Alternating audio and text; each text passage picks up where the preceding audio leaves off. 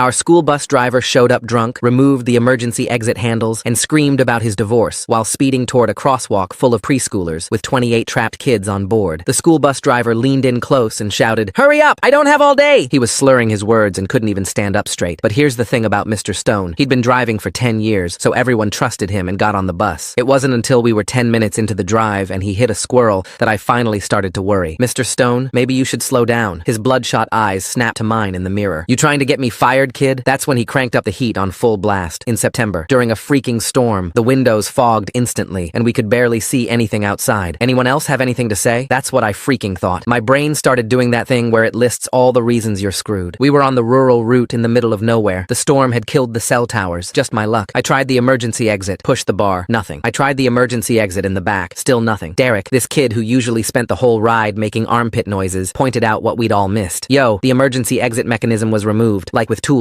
My heart dropped. We were trapped. Mr. Stone made sure of it. When we saw the first stop sign, every bone in my body was hoping he'd stop, but he didn't. He didn't even slow down, just blew right through it. Selena's little brother was supposed to get off there. "Please, Mr. Stone," I said, standing up despite the bus swaying. "Just pull over for a second. Let us off. We won't tell anyone." "Sit down!" He actually spit when he yelled. "You just lost your bus privileges. I know where you all live. I can get you suspended." In the suffocating heat and fear, kids started breaking down. My 6-year-old sister, Isabella, was crying her tiny eyes out. The kindergartner across from her had already wet himself. Everyone was frantically texting, but nothing would send. Just spinning wheels and message failed. Then Blake, the school bully who everyone hated, stood up next to me. "Dude, just stop the bus." Mr. Stone laughed. Not a normal laugh either. More like a cackle. "Oh, the tough guy wants to fight? What are you gonna do? Beat up an old man?" That's when Mr. Stone practically tried to kill us all. A car was coming toward us. He saw it. We all saw it. He locked eyes with me in the mirror and smiled. No way. No effing way. Before my mind could even process what was going on, he yanked the wheel right at them. "That'll teach him to honk at me!" Isabella shrieked. Kids slammed into windows. My ribs hit the seat hard. The entire bus was filled with the sound of kids crying and him babbling like a crackhead. 10 years. 10 whole years of taking care of our children. But what does my bitch wife care? She just wants my money. His knuckles were white on the wheel. Take my house. Take my kids. But I still show up. The speedometer needle kept climbing. 40, 45, 50. School zone signs blurred past. The ones with the blinking lights that said 25 miles per hour when children present. He pressed harder on the gas. "Mr. Stone, shut up! All of you, shut up!" We blew through the intersection. Cross traffic swerved, honking. He took a swig out of his mysterious drink wrapped in a brown paper bag. I knew this route by heart. In 2 miles, we'd hit the main intersection. The one by the elementary school. The one where Mrs. Anderson would be standing with her line of preschoolers. "Mr. Stone," Selena tried, voice shaking. "The crossing guard is coming up." "Good! Maybe this will teach people to finally respect what I do." That's when I saw them through the fog. Mrs. Anderson in her neon vest. A line of toddlers holding that rope thing, waiting to cross. Little backpacks bouncing. They had no idea a 2-ton missile was heading straight for them. Blake looked at me. I looked at him. We both looked at the red emergency lever above the driver's seat. The one they tell you never, ever touch unless someone's literally dying. Yeah, well, I dove for it. Mr. Stone saw me coming, tried to grab me, but Blake, big bully Blake, yanked him back. Hard. My hand closed around the lever, and I pulled with everything I had. Brakes screamed. We all flew forward. I cracked my head on something metal and tasted blood, but we stopped. 10 feet from the crosswalk. 10 feet from those tiny dinosaur backpacks. The doors hissed open. That's what the emergency lever does. Opens everything. Kids scrambled out. Mr. Stone grabbing at them, screaming about conspiracies and ungrateful brats. Blake filmed him stumbling around the empty bus, yelling at ghosts. Mr. Stone was still in his seat when the cops showed up, insisting we'd staged everything to get him fired. They found 3 empty bottles under his seat. Vodka. His blood alcohol was twice the legal limit. But here's the part that messed me up. What they told us a week later, after our parents finally let us ride the bus again. So here's what nobody told us until a week later. Our bus driver had been reported for drinking 3 times before he almost killed us. 3 different parents complained about smelling booze on him, and the district buried every single report. The cop who interviewed me let that slip. "You kids weren't the first to notice," he said, flipping through his notes. "Just the first ones he couldn't hide." I'm sitting in math class 2 days later when Caden Harmon leans over. "Yo, my dad drinks with Mr. Stone at Murphy's every Friday." He's whispering, but everyone can hear. Says the dude got divorce papers that morning, right before picking us up. My stomach drops. So we were just, what, collateral damage in his midlife crisis? The principal calls this big assembly the next morning. Mrs. Peterson stands at the podium with her fake, concerned face. "Students, I want to address the incident. Mr. Stone had a medical episode." Blake stands up right in the middle of her speech. "Medical episode?" He pulls out his phone and cranks the volume. The whole auditorium fills with Mr. Stone's voice. "Take my house. Take my kids. But I still show up." Mrs. Peterson's face goes white. "Blake, sit down immediately." Nah. He keeps the video playing. You can hear kids crying, the engine roaring, him screaming about his wife. "This what you call a medical episode?" Teachers scramble toward him, but he's already sent it to half the school. By lunch, Everyone's seen it. That night, Isabella wakes up screaming. Again. Third time this week. She's convinced the bus is coming through her bedroom wall. The yellow monster's here. It's gonna get the babies. There's no bus, Bella. You're safe. But she won't let go of me for 2 hours. Keeps asking if the crossing guards' preschoolers are okay. Are the dinosaur backpacks okay? Did they get away? They're fine. Everyone's fine. Promise? Promise. My parents are beyond pissed. Dad's on the phone all night with other parents. Mom's typing furiously on her laptop, documenting everything. They file a complaint with 12 other families. The emergency school board meeting is packed. The superintendent, Dr. Richards, stands there in his expensive suit, acting like we're being dramatic. This was an isolated incident. We're conducting a thorough review. Isolated? Someone's mom stands up. My daughter won't sleep. She's 8 years old and taking anxiety medication. We understand your concerns. No, you don't. Another parent. You weren't on that bus. Derek's mom, this total research nerd, raises her hand. I found something interesting in public records. She pulls out a folder. Complaint from 2 years ago. Parent reported Mr. Stone smelling like alcohol. Marked unsubstantiated by April Mendoza. The room erupts. Here's another one from last year. She keeps reading. And one from 2 months before our incident. Every single one mentions alcohol. Everyone dismissed by the same person. April Mendoza, the transportation supervisor, gets up. I investigated each complaint thoroughly. There was never evidence. You never asked me. Joey Tanaka, the bus mechanic, stands up in the back. 20 years I've been fixing those buses. You never once asked me to check for bottles. April's face goes red. That's not protocol. I found 3 bottles last month under his seat. Told you about it. You said to mind my own business. My dad pulls me aside after. Joey whispers something to him that makes Dad's jaw clench. Someone posts Blake's video online that night. By dinner, it has 40,000 views. The caption just says, "This is what the school district calls a medical episode." Next morning, there's news vans everywhere. Channel 7, Channel 4, even CNN. The district can't pretend nothing happened anymore. The superintendent goes on TV. I watch him lie with a straight face. We followed all protocols. The emergency exits were probably jammed by students. Blake texts me a close-up from his video. You can see tool marks where someone removed the handles. Clear as day. Sending this to the news, he writes. 3 kids from other routes come forward the next day. Sarah Chen's mom has dashcam footage of Mr. Stone running a red light with a full bus 2 weeks before our thing. Another kid says he swerved into oncoming traffic last month. We weren't special, Derek says at lunch. We were just the time he got caught. Isabella starts therapy but won't talk. She just draws. Picture after picture of a yellow monster with red eyes eating stick figures. The therapist tells Mom it's normal, but I see Mom crying in the kitchen looking at them. She used to draw rainbows, Mom whispers to Dad. Now it's just this. We all get letters from the district's lawyer, official letterhead, threatening language about spreading unverified information and potential legal consequences. Mom laughs. Actually laughs. They care more about getting sued than keeping kids safe. We should frame it, Dad says. Proof of what they really care about. Something feels off about how the district keeps mentioning protocols while 3 different parents reported Mr. Stone for drinking and nothing happened. Makes me wonder what their actual investigation process looks like when every single complaint gets marked unsubstantiated by the same person. I start writing everything down. Every conversation, every date, every lie they tell. Derek helps me make a timeline on his computer. We realize Mr. Stone had been getting worse all week. Monday, he missed 3 stops. Tuesday, he took a wrong turn and screamed at a kid who pointed it out. Wednesday, he was 20 minutes late. It was building up, Derek says, like a bomb. Meredith Thayer gets all the parents together at the library. She's a paralegal and knows how to request documents. We need evidence before they destroy it. I've already filed FOIA requests for all emails mentioning Mr. Stone from the last 3 years. Can they just ignore those? Someone asks. They can try, but I know judges who don't like it when districts hide things about child safety. Next board meeting, parents pack the room. Standing room only. When they try to go into private session, Meredith stands up. According to state law, section 15.268, discussions regarding student safety must be held in open session unless they involve specific medical records. She's reading from her phone. You can't hide this. Dr. Richards looks like he wants to strangle her. We're following legal counsel. Your legal counsel is wrong. I have the Attorney General's opinion right here. They stay in open session, but they don't say anything useful. Just bureaucratic word soup about procedures and investigations. The principal calls me into her office the next Monday. Then Blake, then Derek, then Sarah, one by one. I just want to make sure we have the story straight, she says when it's my turn. Sometimes when we're scared, we might misremember things. I remember everything perfectly. Are you sure? Because Mr. Stone says you kids were being disruptive. Maybe that's why he seemed agitated? He was drunk. That's a very serious accusation. It's not an accusation. It's a fact. 3 bottles of vodka. She leans forward. Sometimes what seems like one thing might actually be another. Maybe he was just having a bad day? Are you seriously trying to get me to change my story? I'm just making sure you remember correctly. Blake recorded his whole conversation. His dad, Bradley Kang, told him to record everything after that threat letter. Good thing too, because she basically tried to get him to say we were exaggerating. She kept saying, "Are you sure? And maybe you misunderstood," Blake tells us at lunch. Like 50 times. Then things get really interesting. Mr. Stone's ex-wife messages my mom on Facebook. I warned them, her message says. 6 months ago when I filed for divorce, I told April Mendoza he was drinking. I told her he was dangerous. She said without proof, they couldn't do anything. I said, what more proof do you need than a wife of 15 years telling you? No Nobody listened. Mom forwards it to Meredith immediately. Kate Woodard contacts our parent group next. She used to drive buses but quit last year. I reported Stone showing up drunk. April told me to shut up about it or I'd lose my job. I quit instead. I kept the emails. She forwards everything. Email after email. April threatening her job, telling her she's making waves, suggesting she might want to reconsider her employment. The district announces an internal review, but won't let any parents or students on the committee. For your own protection, they say. Protection from what? Dad asks at dinner. The truth? Isabella has a panic attack at school because she sees a yellow pencil. A pencil. The teacher calls Mom, and we spend the afternoon at the hospital getting her anxiety meds. She's 6, Mom keeps saying to the doctor. 6 years old and she needs anxiety medication. Trauma doesn't care about age, the doctor says. Half the kids stop coming to school. Their parents won't put them on buses anymore. My history class has 8 kids instead of 25. Teachers look exhausted trying to manage with empty classrooms and worried parents calling constantly. The state investigators show up 3 weeks later. Not the local guys who play golf with the superintendent. Actual state officials with badges and zero patience for BS. We need to speak with each student individually, the lead investigator tells our parents. No school officials present. They set up in the community center. When it's my turn, the woman across from me actually listens, writes down every word, asks follow-up questions that make sense. Did anyone check the emergency exits before that day? I don't know. We just trusted they worked. Who told you to stop talking about this? The principal suggested we might be misremembering things. She writes faster. I can't stop checking exits now. Movie theaters, restaurants, stores. First thing I do is locate every way out. Derek texts me one night. Dude, I counted exits at Walmart today. That normal? I do it too. I text back. The therapist Mom makes me see calls it hypervigilance. Says it's because of trauma. Whatever. I just know I'll never trust that exits work again without checking myself. April Mendoza announces her retirement 2 days after the state investigators leave. The district claims it's unrelated, but Joey texts my dad. She got a choice. Quit or get fired. Took the pension. Then someone leaks emails to Channel 7. The superintendent telling April to handle the situation quietly after the second complaint about Mr. Stone. He knew. The whole time, he knew. We need to get a lawyer, Meredith tells the parent group. Together, class action. 23 families chip in. The district's response? They cancel all field trips for the rest of the year. The official reason is unexpected legal expenses. They're punishing the kids for us speaking up, Mom says. Blake shows up to school wearing a homemade shirt. I survived bus 47. The principal suspends him for disrupting the learning environment. Bradley Kang is in the office within an hour. You're suspending my son for wearing a shirt about surviving attempted vehicular homicide while under your care? Blake's back in school 2 days later. Then things get weird. The Nguyens suddenly drop out of the lawsuit. No explanation. But their dad works for the city, and someone definitely threatened his job. Joey gets fired next. 20 years fixing buses, gone for performance issues that mysteriously appeared right after he agreed to testify about the tampered exits. They're picking us off, Dad says at dinner, making examples. He's right. Derek's parents make him stop talking about it after their insurance randomly doubles. His dad needs city contracts for his construction business. Can't afford to make enemies. 2 weeks later, Dad loses his warehouse job. Officially, it's downsizing, but the owner's brother sits on the school board. Dad was the loudest at those meetings. We'll be fine, he tells me, but I see him up at 3 a.m. applying for jobs online. Isabella gets worse, way worse. She stops eating because she's afraid she'll throw up like kids did on the bus. Won't sleep because of nightmares. Mom finds her hiding in the closet at 2 a.m., convinced she hears the bus coming. The hospital admits her for failure to thrive. That's what they call it when a kid stops functioning. The psychiatrist says she has PTSD, like actual PTSD that soldiers get. She's 6, Mom keeps saying. How does a 6-year-old have PTSD? Trauma doesn't discriminate by age, the doctor says. The district's lawyer deposes us kids next. 8 hours of questions. The same questions, over and over, trying to trip us up. You said the driver swerved. How many feet exactly? I don't know. I was trying not to die. But you can't give an exact measurement? Number. So you might be wrong about the swerving entirely? Bradley finally stops it. You're badgering minors. We're done here. That night, Blake texts our group chat. Made copies of everything before they tried to take our phones. 3 different clouds, plus my dad's firm server. They can't make evidence disappear. Smart. Because 2 days later, the district loses some complaints during a system upgrade. Then everything breaks wide open. Someone sends the FBIA package. Proof of kickbacks between the transportation department and the bus contractor. Suddenly, April's retirement makes perfect sense. Isabella finally talks in therapy. Mom tells me later what she said. I thought I was going to die and never see my brother again. Is the bad man coming back? The therapist has to explain that Mr. Stone is in jail. But Isabella doesn't believe it. Keeps asking for proof. Blake shows me his backup system one day. It's insane. Everything organized by date, cross-referenced, multiple copies. My dad says evidence wins cases, not feelings. The FBI finds years of fake safety inspections. Buses marked as passed with broken parts, all because the contractor was saving money. They were splitting the savings with April. The state files charges, criminal charges, against the superintendent, April, 2 board members. Mr. Stone gets 28 counts, 1 for each kid on the bus. We watch from our classroom window as cops walk the superintendent out in handcuffs. Someone starts clapping. Soon, everyone is. days. The investigation finds $32,000 in payments to April's husband's consulting company from the bus contractor. The whole transportation department was on the take. Mr. Stone's sentencing comes up. He takes a plea deal for 5 years. But at the hearing, he stands up and blames everyone else. His ex-wife for divorcing him, the district for not supporting him, even us kids for making a big deal out of nothing. You traumatized 28 children, the judge says. You betrayed the ultimate trust, the safety of children. I have to read a victim impact statement. My hands shake, but I get through it. You stole our ability to trust. Every yellow vehicle makes my sister cry. Every bus we see makes kids panic. You did that. Smart move making copies before they tried their phone grab. Nothing says we're totally innocent, like trying to delete evidence from kids who almost died on your watch. The district's insurance company forces them to settle. It's not about money. We just want them to admit what they did. Make them say out loud that they knew and did nothing. The case creates new state rules. Daily exit checks, mandatory random driver testing, and complaints go straight to outside investigators now. They call it Isabella's Law, after my sister, since she was the youngest victim. Isabella slowly gets better. Therapy twice a week, medication for anxiety, and a service dog named Biscuit, who knows when she's about to panic. She can ride in cars again, but won't go near buses. Probably never will. Blake and I are friends now. Weird how almost dying together changes things. The kid who used to steal my lunch money is now the person I trust most at school. The new transportation supervisor creates a safety monitor program. 2 kids on each bus get direct phone numbers to call if something's wrong. No going through the school first. Derek and I volunteer immediately. At Mr. Stone's final sentencing, the judge lets us speak. I tell him about Isabella's drawings, about kids who still can't sleep, about parents who quit jobs to drive their kids to school. These children were heroes, the judge says. They saved lives that day, and they've saved future lives by speaking up. 6 months pass. We're different, but surviving. More careful, less trusting, but we made it through together. First day of the new school year arrives. I walk Isabella to her new school. She flat out refuses to take the bus, and nobody blames her. You'll be okay? She asks me at the entrance. Yeah, Bella, I'll be okay. Promise you'll check the exits? Promise. She hugs me extra tight before running to her classroom. Our new bus driver meets us at the stop. Mrs. Chen shows us her clean driving record, demonstrates that all exits work, and points out the new panic button that calls 911 directly. I know trust has to be earned, she says. I'm going to earn it. Isabella waves from her classroom window as my bus pulls away. She's okay with me riding, even if she never will be herself. I sit in the same seat where it all happened. Not because I have to, but because I won't let fear win. But yeah, I check the exits. Keep Bradley's number saved. Trust has to be earned now, and that's just how it is. The news crews come back 3 months later for a Where Are They Now segment. The reporter sticks a mic in my face outside school. How has this experience changed you? We don't trust anymore, I tell her. That's the biggest change. She wants something more uplifting, but that's all I got. Mom shows me the district's new hiring paperwork that night. Background checks, drug testing, psychological evaluations. Too little, too late, she says, tossing it aside. Isabella's teacher calls a meeting. She won't participate in any activity involving transportation themes. No toy buses, no field trip discussions, nothing yellow. She's processing, Mom says. It's affecting her learning. We did a unit on community helpers, and she had a meltdown when we talked about bus drivers. The district offers free counseling for all bus 47 kids. Only 3 families take it. Everyone else found their own therapists because nobody trusts anything the district offers anymore. Blake's dad files a civil suit separate from the group. Criminal charges aren't enough, Bradley tells my parents. They need to pay damages. The discovery process uncovers more dirt. Turns out April's husband owned part of the bus contractor company. Conflict of interest they never disclosed. How deep does this go? Dad asks at dinner. All the way, Mom says. Derek finally texts me after weeks of silence. Parents are making me transfer schools. They think distance will help me forget. Will it? Doubt it. 2 board members resign to spend more time with family. The 3rd one lawyers up and stops showing up to meetings. The community demands recalls, but the process takes forever. Isabella asks me one night, why didn't the grown-ups protect us? They were supposed to, but they didn't. No, they didn't. She thinks about this. So we have to protect ourselves? Yeah, Bella, we do. The state sends monitors to observe our district for a year. They find problems in every department. Maintenance, food service, administration. The whole system was rotten. Blake starts a YouTube channel documenting everything, gets thousands of subscribers. The district tries to shut it down, but Bradley reminds them about free speech. They created an activist, Bradley tells my dad. Their worst nightmare. Joey Tanaka wins his wrongful termination suit. The judge orders the district to rehire him with back pay plus damages. He takes the money, but refuses the job. I'll never work for people who put kids at risk, he tells the news. The new superintendent they hire quits after 2 months. Can't handle the scrutiny, the protests, the constant investigations. The state has to appoint someone. Isabella's service dog Biscuit goes everywhere with her now. The school had to change their no pets policy. Some parents complain, but Mom shuts them down fast. Your kid's comfort is less important than my daughter's mental health, she tells one dad who whines about allergies. We find out Mr. Stone is getting out early for good behavior. 2 years instead of 5. The prosecutor calls it standard, but we know it's wrong. Good behavior in prison doesn't erase what he did to those kids. The judge who sentenced him tells the news. But she can't change the parole board's decision. Blake organizes a protest at the parole hearing. 50 people show up. The board doesn't care. Mr. Stone walks out smiling. He'll violate parole within 6 months, Bradley predicts. Guys like him always do. 3 weeks later, Mr. Stone gets arrested for DUI. Bradley was generous with his timeline. The district's insurance company drops them. They have to self-insure now, which means cutting programs. Art, music, sports, all gone to pay for liability coverage. You did this, some parent yells at mom during a budget meeting. No, mom says. The district did this when they let a drunk drive our kids. Isabella starts first grade at a private school. We can't afford it, but mom says we'll figure it out. She carpools with 3 other families who also pulled their kids out. The state passes Isabella's law officially. Mandatory reporting directly to state officials, not district employees. Random drug testing for all drivers. Panic buttons on every bus. It shouldn't take almost killing kids to get basic safety, Meredith says at the signing ceremony. Derek's gone now. His family moved 2 towns over. He texts sometimes, but it's not the same. Trauma bonds are weird, intense, but hard to maintain when someone's not there. Blake and I eat lunch together every day. Other kids think it's weird, but we don't care. He shows me his latest video evidence of the district's screw-ups. Found maintenance records, he says. They haven't inspected the playground equipment in 3 years. You're gonna be a lawyer like your dad? Nah, investigative journalist. More fun. The FBI investigation expands. They find similar corruption in 6 other districts. Our case broke open something huge. April Mendoza flips and testifies against everyone to avoid prison. She's throwing everyone under the bus, Bradley tells us. Pun intended. Mom laughs for the first time in months. Isabella has good days and bad days. Good days, she's almost her old self. Bad days, she won't leave her room. The therapist says it's normal, that healing isn't linear. When will she be okay? I ask. Define okay, the therapist says. Like before. She'll never be like before, but she'll find her new normal. The district holds a healing ceremony on the anniversary. Nobody from Bus 47 shows up. They plant a tree and make speeches to empty chairs. Blake live streams it. Look at them pretending to care, he narrates. Where was this energy when we needed it? Kate Woodard becomes a whistleblower advocate. Travels around speaking about what happens when people try to report problems. She always mentions our bus. 28 kids almost died because I was too scared to push harder, she says. I'll never forgive myself for that. The superintendent and 2 board members take plea deals. Probation and fines, no jail time. The judge says there's not enough evidence for stronger charges. Not enough evidence? Dad throws the newspaper across the room. They have everything. They have money and lawyers, Mom says. We have truth. Guess which one wins? Isabella draws a new picture. Not a yellow monster this time. Kids standing together, holding hands, facing something dark outside the frame. What's this? I ask. Us being brave, she says. Are we winning? Not yet, but we're not alone. Progress, the therapist calls it. The new bus company starts service with drivers wearing body cameras. Parents can track buses on an app. Every exit gets tested daily with video proof. This should have been standard years ago, Meredith says. Blake's channel hits 100,000 subscribers. He posts weekly updates on the trials, the investigation, the district's attempts to cover things up. Comments pour in from around the country. Similar stories, covered up incidents, kids nobody believed. We started something, he tells me. Yeah, but at what cost? He looks at Isabella playing with Biscuit. Too high. The civil trial starts next month. Bradley says we have a strong case, but warns us it could take years. The district will delay, appeal, fight every step. They're hoping we'll give up, he explains. Will we? I ask Mom. Never. Isabella overhears us talking about the trial. Will I have to talk about the bus again? Maybe. I don't want to. You don't have to if you're not ready. She hugs Biscuit tighter. I'll never be ready. Mr. Stone violates parole again. Bar fight this time. Goes back to prison for the full sentence plus 2 years. What I find really interesting is how the new bus company uses body cameras and daily exit testing with video proof. Such smart safety steps that make me wonder why nobody thought of this before Isabella's law made it happen. Blake posts his mugshot with the caption, Karma. The state takes over our district completely, dissolves the board, fires half the administration. Parents have to drive to the state capitol for meetings now. Joey Tanaka starts his own bus company with a few other drivers who quit. Safe Passage Transit. Isabella sees their buses around town. They're blue, not yellow. Those are good buses, she tells me. No monsters drive those. Small victories. The documentary crew follows up 6 months later. They interview all of us separately. When they ask Isabella what she learned, she says something that breaks me. I learned that sometimes the people who are supposed to keep you safe are the most dangerous ones. She's 7 years old. Blake's evidence helps convict 3 more officials. The corruption went all the way to the county level. Contractors, inspectors, administrators, all taking kickbacks while kids rode death traps. How many other districts are like this? The documentary director asks. All of them, Blake says. They just haven't been caught yet. The film wins awards. Changes nothing. Isabella has a panic attack at her friend's birthday party because they rented a yellow bounce house. We leave early. Biscuit pressed against her side, her crying that the monster found her. It's just a color, the friend's mom says. Not to her, I snap. We don't get invited back. The trial drags on. Depositions, motions, delays. The district's lawyers try every trick. They subpoena Isabella's therapy records. Bradley fights it and wins, but it takes months. They're trying to break us financially, Dad says after another legal bill arrives. It's working, Mom admits. Blake organizes fundraisers, posts GoFundMe links. His followers donate thousands. Strangers who've never met us send money because they've been there too. Nobody should have to pay to get justice, one donor writes. Derek texts me that his new school is better. Says kids there don't know about the bus. He He can pretend it never happened. Does that work? Number, but it's easier than everyone knowing. Isabella starts second grade, still won't ride buses. Probably never will, but she's learning to live with it. Biscuit helps, therapy helps, time sort of helps. Are you still scared? She asks me one night. Sometimes. Of buses? Of trusting the wrong people. She nods like she's 40, not 7. Me too. The district settles right before trial. Sealed amount. No admission of wrongdoing. Our lawyers say it's the best we'll get. They win again, Mom says. No, Bradley corrects. They survived. There's a difference. Isabella's law gets adopted by 12 states, then 20, then 35.